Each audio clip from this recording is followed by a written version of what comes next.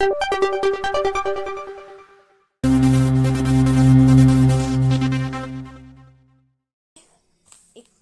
Number का प्रश्न। केवल आंसर तो बेटा बहुत आसानी से बता सकते हैं, लेकिन आंसर कहाँ से आया ये आपको जानना जरूरी है, क्योंकि अगर आपको हल करना आएगा तो आप संख्या बदल कर भी अगर ये प्रश्न आ जाता है तो उसे हल कर पाएंगे, वरना रट्टू तोड़ता के जैसे अगर आपने रट लिया कि इसका उत्तर 1400 है तो हमें पता होना चाहिए कि 1400 आया या 12 आया, तो ये कहाँ से आया। अगला अगर वो संख्या बदल के दे देते हैं तो हम नहीं कर पाएंगे। और यदि हमें आंसर निकालना आता है तो हम हल करके आंसर निकाल लेंगे। इसीलिए आंसर से ज़्यादा जरूरी है कि आंसर कहाँ से आया ये पता लगाना। तो बच्चों हम अगला प्रश्न हल करते हैं। प्रश्न नंबर 51 पढ़ते हैं इसे। एक वस्तु के क्रय मूल्य और विक्रय मूल्य का अंतर, यहाँ ध्यान देने वाली बात है, अंतर निकालना है हमको। 240 है, यदि लाभ 20% है तो विक्रय मूल्य है। तो सबसे पहले तो आपको ये समझना होगा कि क्रय मूल्य क्या होता है और विक्रय मूल्य क्या होता है। क्रय मूल्य वह मूल्य होता है जो हम किसी सामान को खरीदते समय पैसे देते हैं, वो हो जाता है क्रय मूल्य। और यदि हम सामान को बेचते हैं तो बेचते समय हम जितने में बेचते हैं वो हो जाता है हमारा विक्रय मूल्य। यदि हमने खरीदे वाले पैसे से ज़्यादा पैसे में विक्रय कर दिया तो हमें हो जाता है लाभ, और खरीदे वाले से कम पैसे में हमने बेचा विक्रय किया तो हमें हो जाती है हानि। तो यहाँ पर लाभ की बात की गई है, लेकिन इन्होंने प्रतिशत में पूछा है, मतलब इन्होंने पूछा है कि 100 में कितना लाभ होगा, पूरे का नहीं पूछा है, 100 में पूछा है। तो हम इसे हल करेंगे। तो हम इसे इस तरह से समझेंगे कि माना, गणित में माना शब्द का प्रयोग करके गणित हल करते हैं। तो माना विक्रय मूल्य कितना है, 100 है, और क्रय मूल्य कितना है, दोनों का अंतर कितना बताया है उन्होंने, 240 रुपये। तो क्रय मूल्य कितना हो जाएगा, 100, यानी कि जो बेचा उस मूल्य से अंतर 240 का है तो उसको उसमें से घटा देंगे, 100 में से घटा देंगे 240 को, ये हम जानते हैं। अब देखो आगे क्या करेंगे हम, इतना आप समझ लीजिए, फिर मैं इसे हटाती हूँ। ठीक है, इतना लिख लीजिए। इसके बाद विक्रय मूल्य बराबरी से होता है, अब यहाँ आ जाएगा सूत्र। तो सूत्र में होता है विक्रय मूल्य बराबरी से होता है क्रय मूल्य, में आता है 100 धन लाभ का प्रतिशत, और बटे में भी 100 होता है। आप ये नोट करिए, फिर मैं इसे भी हटाती हूँ, ये बड़ा कोष्ठक। ठीक है, कर लिया आपने नोट कॉपी में। ओके, आगे देखते हैं। फिर हमारा हो जाता है, अब हम इसे उतारेंगे। तो हमें विक्रय मूल्य निकालना है, तो विक्रय मूल्य हमने क्या बोला है, माना 100 है, तो ये 100 बराबरी से क्रय मूल्य। तो क्रय मूल्य हमारा क्या है, 100 माइनस यानी घटाना 240। ठीक है, फिर कोष्टक में क्या था हमारा, 100 धन लाभ, तो लाभ कितना है हमारा 20%, और बटे में कितना है 100। तो ये हमारा हमने संख्या उतार के गणित तैयार कर लिया। अब इसे हल करते हैं। तो हल करेंगे तो 100 बराबरी से छोटे कोष्टक में डाल देंगे 100 माइनस 240 को, और बड़े कोष्टक का गुना करके यहाँ कोष्टक के आगे अगर बाहर कोई संख्या है तो उसका मतलब होता है कि गुना में संख्या है। अब यहाँ 100 में 20 जोड़ेंगे तो ये हो जाएगा 120। ठीक है, और बटे में 100 है तो 100। इसको छोटा करने के लिए 0 से 0 कट गया, 2 से 10 कटे 5 बार, और 12 कटा 6 बार, तो हमारा उत्तर जाएगा 6/5। ठीक है, इतना उतारिए आप। फिर हम आगे बताएंगे 100 बराबरी से, फिर वही 100 घटाना 240 गुणित हमारा क्या आ गया 6/5। इसको हम अभी डबल से लिख के आपको बता देंगे। ओके, हमारा आ गया था 100 बराबरी से छोटा कोष्टक 100 घटाना 240 और गुणित 6/5, ये आ गया था हमारा। आगे हम हल करेंगे तो कर लेंगे इन संख्या के साथ। तो देखो 1 गुना 6 करेंगे हम, तो ये हो जाएगा 6x, और 240 इसका गुना इससे करेंगे तो 40 गुना ऊपर ऊपर की संख्या गुना 6, तो ये बराबर इससे हो जाएगा 240 में 6 का गुना करो, 6 जीरो जीरो, 6 चौक 24 के 4, हासिल के 2, 6 दूनी 12 और 2 14, तो ये हो जाएगा हमारे 1440। ये साइड में आप नोट करिए, ये आगे गणित में काम आने वाला है। ठीक है, इतना हो गया आपका। अब देखिए आगे हमने जो किया था, तो 5x, अब हम तिरछे में हमारी संख्या थी x बराबरी से x घटाना 240 गुना 6/5, तो हम 5 का गुना कर लेंगे इस संख्या से, तो हमारा गया 5x। इसको साइड में रख के हम बराबरी से करेंगे, और फिर हो गया हमारा इसका गुना इससे करेंगे, तो 6x और घटाना 240 का 6 से किया था हमने, तो ये हमारा आया था 1440। इस छोटे ब्रैकेट को हमने हल किया तो हमारा यह निकल आया। अब घटा दो। अब यहाँ क्या करेंगे हम, इधर 6x में से 5x को घटा देंगे और बराबर से 1440 लिख देंगे। x में से 5x घटाया तो हमारे पास केवल क्या बच गया, x, और बराबरी से 1440, तो ये हमारा x बराबरी से उत्तर निकल के आ गया 1440। देख लो 1440 कौन सा ऑप्शन में है, बी में है, हाँ, सी में है, नहीं, डी में है, बी वाला ऑप्शन 1440 हमारा उत्तर आ जाएगा। ओके, इसके बाद बच्चों चालू हो जाता है हमारा प्रश्न नंबर 52। इसमें देखो क्या दिया गया है, एक पानी की टंकी की लंबाई, चौड़ाई और ऊंचाई क्रमशः 11 मीटर, 10 मीटर और 9 मीटर है। यह टंकी पानी से 6 मीटर की ऊंचाई तक भरी हुई है। पानी की टंकी का कितना भाग खाली है? तो यहाँ पर हम सबसे पहले टंकी को समझ लेंगे बच्चों। यह एक टंकी है, ठीक है।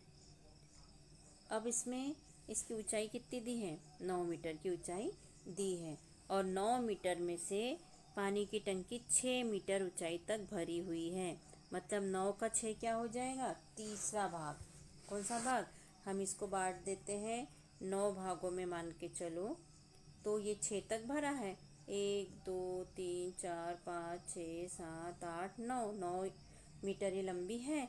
ये हो गया हमारी इसकी लंबाई, और ये बोला कि 6 तक भरी है, मतलब 1 2 3 4 5 6 तक इतनी भरी है। ठीक है, यानी कि 2 हिस्सा भरा है, एक हिस्सा ये हो गया, एक हिस्सा ये हो गया, और एक हिस्सा खाली है। 9 का 3 भाग कर देंगे हम, तो 6 भाग भरा हुआ है और 3 भाग खाली है। मतलब क्या हो गया कि टंकी का हमने कितने भाग किया, टंकी एक थी और इसके हमने 3 भाग किए। ठीक है, तो खाली कितना है, खाली 1/3 भाग है, क्योंकि ये 2 भाग तो भरा हुआ है और जो तीसरा भाग है ये खाली है, तो 1/3 भाग खाली है टंकी का। देख लेते 1/3 कहाँ है, तो 1/3 है, बी वाले ऑप्शन में से सही हो जाता है, और ये हमारा आंसर है। ठीक है, फिर से मैं यही कहना चाहूँगी कि हम यहाँ पर शॉर्टकट में हल कर रहे हैं, ना कि पूरी मेथड से, क्योंकि हमें केवल आंसर निकालना है। ओके, अगला आ जाता है 53 नंबर का गणित। यहाँ दिया है एक हॉल के फर्श जिसकी विमाएँ 12 मीटर गुना 10 मीटर को पूरी तरह से ढकने के लिए विमाएँ 10 सेंटीमीटर गुणित 8 सेंटीमीटर की कितनी आयताकार टाइलें चाहिए। तो हम इसे ऐसा समझते हैं कि ये हमारा हो गया हॉल का फर्श। तो इसकी विमाएँ कितनी हैं, ये है 12 मीटर और ये है 10 मीटर, इसकी चौड़ाई हो गई। अब टाइल से कितनी कितनी लगा रहे हैं, 10 सेंटीमीटर और 8 सेंटीमीटर वाली टाइल से हम लगा रहे हैं। इतना समझ में आ गया हटाए से। ओके, ये हम करेंगे 12 गुणित 10 मीटर, तो ये हमारे पास में हो जाएगा 120 मीटर हॉल का फर्श है। ठीक है, आगे देखते हैं इसमें विमाएँ कितनी वाली लगा रहे हैं हम, 10 सेंटीमीटर वाली और 8 सेंटीमीटर वाली, तो ये टोटल कितनी हो जाएगी, 80 सेंटीमीटर। ये आप नोट कर लीजिए। अब इसकी फर्स्ट स्टेप हम हल करेंगे, तो इसमें देखो हम क्या करेंगे, वही चूकी वाले गणित से कर। अब यहाँ पर हम 120 मीटर को सेंटीमीटर में बदलेंगे, क्योंकि हमारे पास में टाइल से है सेंटीमीटर वाली। 1 मीटर में 100 सेंटीमीटर होता है, तो 12 में कितना, तो 12 गुणित 100, तो ये हो जाएगा हमारा कितना हो जाएगा, 1200 सेंटीमीटर। मीटर। ठीक है, अब इसी तरह हम 10 को बदलेंगे, 10 मीटर को, तो 10 मीटर में कितने सेंटीमीटर हो जाएगा, तो 10 गुणित 100, तो ये हो जाएगा हमारे पास में 1000।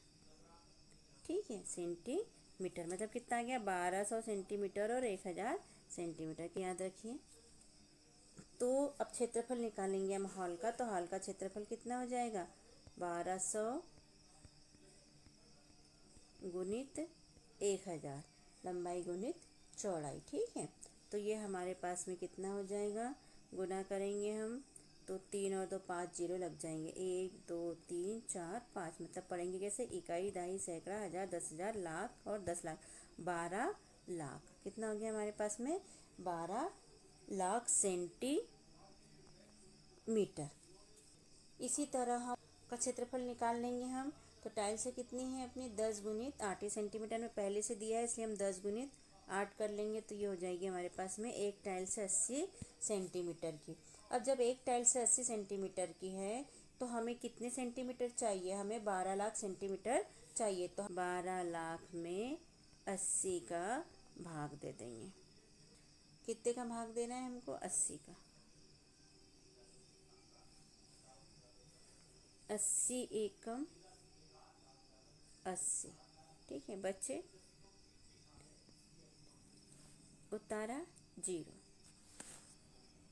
तो हो गया हमारे पास 4, 80 पंजे 400, बचा हमारे पास कुछ नहीं, जीरो कितने बचे, 3, 1 2 3 0, तो हमारा आंसर आ गया 15,000 टाइल्स। तो हमें टोटल 15,000 टाइल्स लगेगी। उत्तर में देख लेते 15,000 कहाँ लिखा है, ये लिखा है ए में है, तो हमारा उत्तर हो गया बी नंबर वाला, 15,000 टाइल्स हमें पूरे हॉल को कंप्लीट करने के लिए लगेगी। बेटा फिर मैं वही बोल रही हूँ कि मैं जो गणित बता रही हूँ वो मेथड को छोड़ के शॉर्टकट में बता रही हूँ।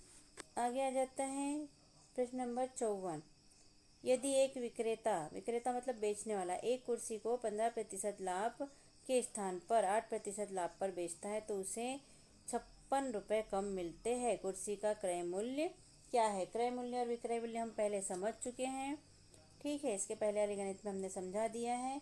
यहाँ पर हम हल देखते हैं क्या कह रहा है। 15% लाभ मतलब 100 धन 15, तो ये हो जाएगा 115, और 8% मतलब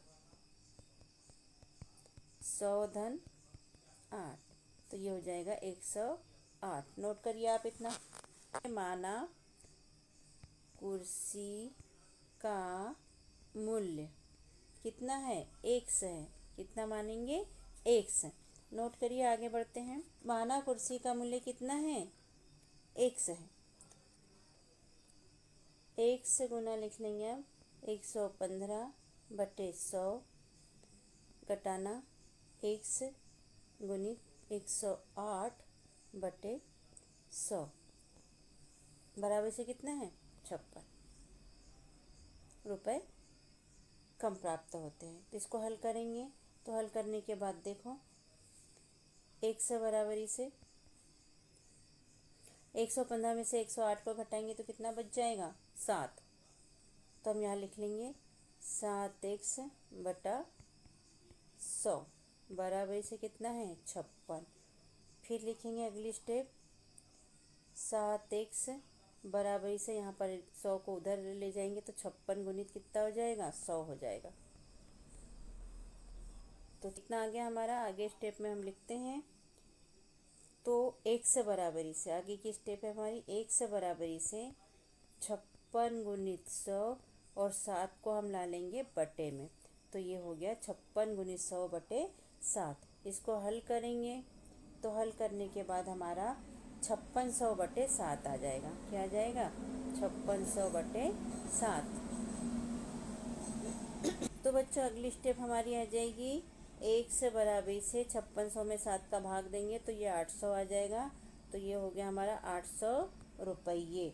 ठीक है, देखते हैं 800 रुपये कहाँ पर ऑप्शन में लिखा है। इसके ऑप्शन है A, B, C और D, तो 800 लिखा है बी नंबर पे, हमारा आंसर हो गया बी। ठीक है, इसके बाद हमारा प्रश्न नंबर आता है 55। एक मालगाड़ी जिसकी लंबाई 1 किलोमीटर है 45 किलोमीटर घंटा की चाल से चल रही है। इस मालगाड़ी को 2 किलोमीटर लंबी सुरंग से निकलने में समय लगेगा। ओके, तो बच्चों हम यहाँ पर इसको शॉर्टकट में समझेंगे। बिल्कुल मेथड काफ़ी लंबी जाएगी, आपको बहुत ही शॉर्टकट में हम बताएंगे छोटी सी ट्रिक के द्वारा। ट्रेन की लंबाई कितनी हो जाती है? 1 किलोमीटर है, ठीक है। और सुरंग की लंबाई कितनी है? 2 किलोमीटर। मतलब ट्रेन की लंबाई है 1 किलोमीटर और सुरंग की लंबाई है 2 किलोमीटर, ठीक है। अब ट्रेन इसको पार करने के लिए, ट्रेन यहाँ मान लो खड़ी है और इसको पार करने के लिए 45 किलोमीटर घंटा, 1 घंटे में कितनी चलती है?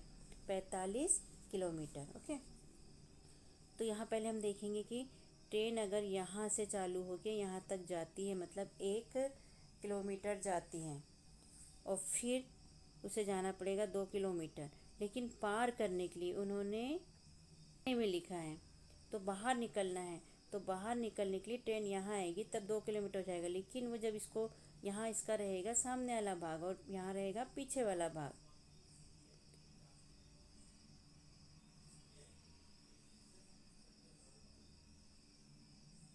और जब इसको पार करेगी तो यहाँ तक पहुँचेगी तब उसका लास्ट डिब्बा बाहर निकलेगा, ठीक है। यहाँ से शुरू किया ट्रेन ने तो वो यहाँ पर है, ये वो इतना चलेगी, फिर यहाँ से इतना चलेगी और फिर यहाँ से इतना चलेगी, तब वो बाहर सुरंग के निकल पाएगी। मतलब 1, 2 और 3 किलोमीटर।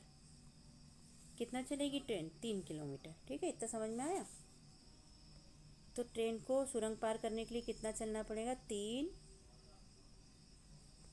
किलोमीटर, ठीक है। अब हम आगे गणित करेंगे। हमें यहाँ पर केवल आंसर निकालना है, इसीलिए हम सूत्र की सहायता से नहीं निकाल के शॉर्टकट में भी निकाल सकते हैं, क्योंकि ऑप्शन ढूंढना है। अब हम यहाँ पर निकालेंगे, चूँकि 45 किलोमीटर चलती हैं कितने टाइम में? 60 मिनट में। 1 घंटा बराबरी से 60 मिनट। तो 3 किलोमीटर कितने मिनट में चलेगी? तो क्या करेंगे? 3 गुना 60 बटे 45, इसको हल करेंगे। इतना नोट करिए, आगे हम लिखते हैं। 45 किलोमीटर चलती है वो कितने में? 60 मिनट में। तो 3 किलोमीटर कितने में चलेगी? तो 3 गुना 60 बटे हो जाएगा 45।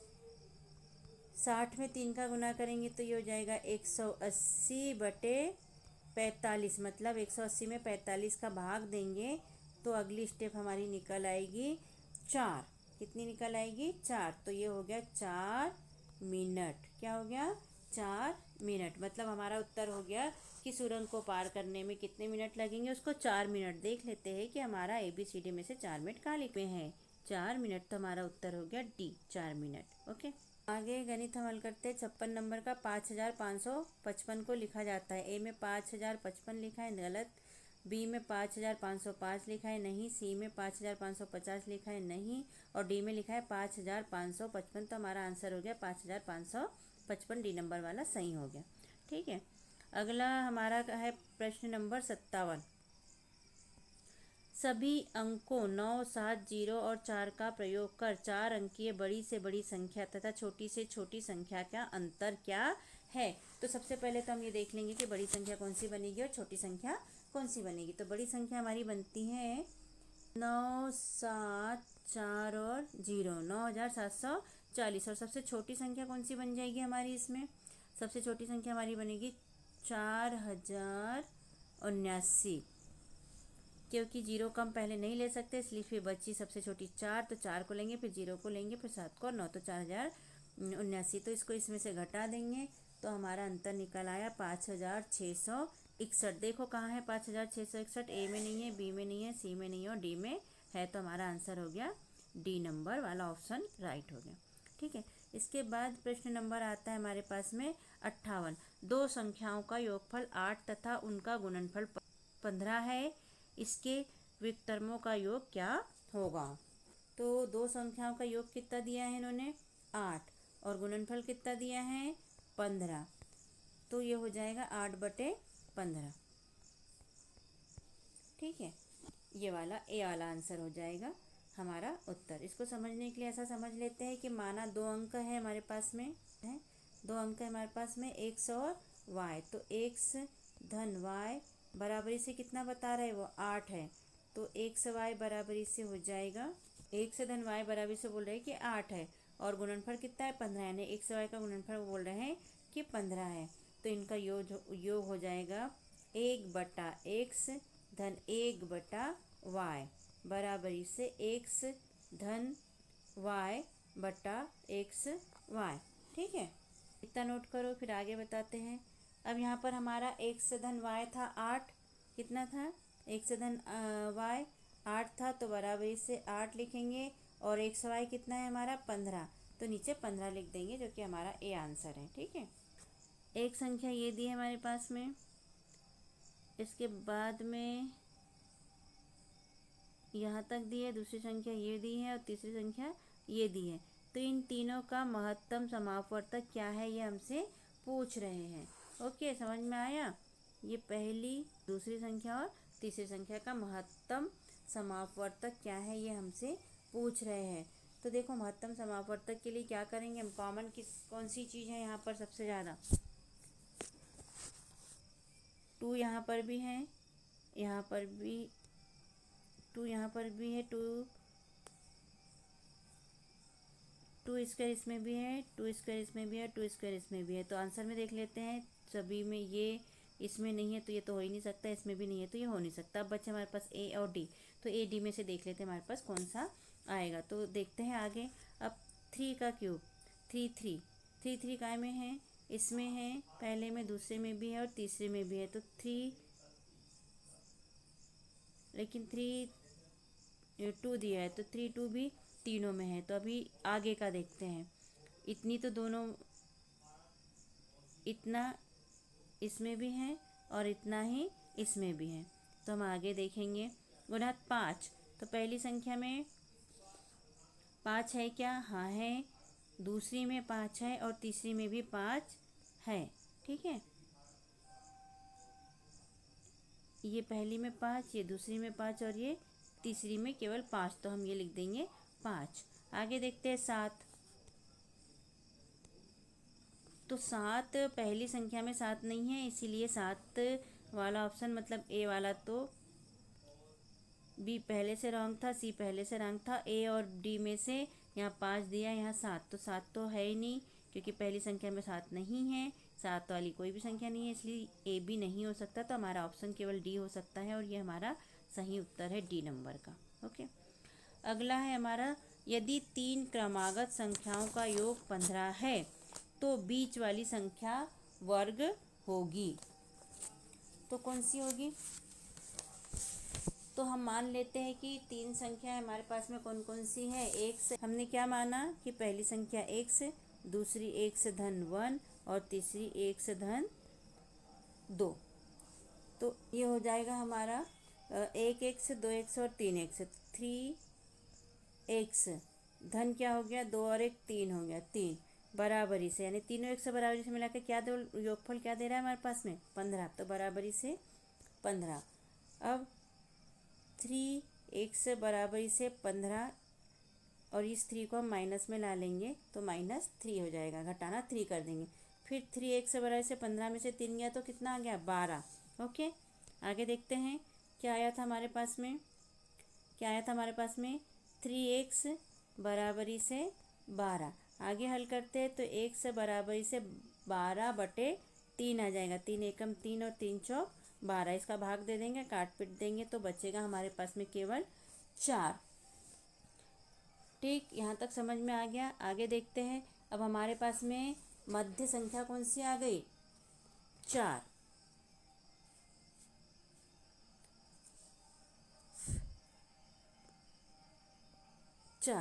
तो अतः मध्य संख्या का वर्ग, तो मध्य संख्या का वर्ग क्या होगा, मध्य संख्या कौन सी ली थी हमने, x धन 1 थी हमारी मध्य संख्या। 3 संख्या ली थी हमने, x धन 1 और x धन 2, तो इसमें से मध्य संख्या x धन 1 थी, तो x धन 1 का क्या बोल रहे हैं, वर्ग, यानी कि 2।